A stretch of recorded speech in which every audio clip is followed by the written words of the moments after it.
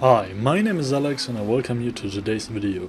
Monster Jam Steel Titans 2 is not the first Switch game in the Monster Jam series, as Monster Jam Crush It and Monster Jam Steel Titans 1 were already released for the Nintendo Switch. Since the predecessors were mostly for genre lovers, it is now up to the second part to convince us. The game obviously is all about monster trucks, which aren't necessarily meant to drive everything to pieces, but rather to deliver exciting races. After a short tutorial you start directly in the open world. Here you can practice with your monster truck and try daring jumps over the courses. Through certain borders in the hub world you can participate in races to unlock new courses and trucks. In the campaign you play different modes and there is the possibility to race in different ways.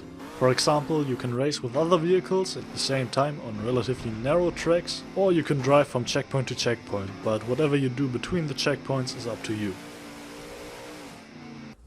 Another mode lets you play a chase race with another opponent, and there is also a mode that lets you perform stunts to break new high scores. But yes, there is of course also a mode in which you have to flatten as much as possible. The controls are quite precise, if there weren't many glitches that the game has to offer. Sometimes you happen to bump into an edge and take off into the air like a bouncy ball. This is not only frustrating but also costs you valuable time. I must have lost every fourth race due to these glitches. Aside from that, it's a lottery to learn which object you can and can't run over. You can't run over a tree, and sometimes you can run over barriers and sometimes you can't. This has also caused me to lose races several times. Not much of the charm of the powerful vehicles comes across. This is not only, but also partially due to the mediocre presentation. Technologically, a bit has changed. There are fewer pop-ins than in the predecessor and everything looks a bit sharper. Still, the game just doesn't look contemporary on the Switch, which is especially noticeable in the environment and the trees. In addition, anti-aliasing is completely missing. Especially in handheld mode, the game doesn't look pretty. It even goes to the point that you have to stop your session after a certain amount of time. However, the frame rate manages to stay at a constant 30 frames per second most of the time. So let's come to a conclusion.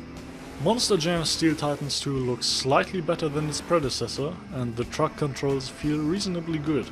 But this progress is bought with significantly less variety and the understandable but fun unfortunate focus on arenas and stadiums. Good ideas like the open hub world are unfortunately overshadowed by negative aspects like the graphics or glitches. For these reasons, I rate Monster Jam Steel Titans 2 for the Nintendo Switch a 6 out of 10. Thanks for watching. If you have any comments or questions, feel free to leave them below. If you liked it, we would be very happy about a like and a subscription. Or if you're interested in getting early access to our future reviews, feel free to visit our Patreon page.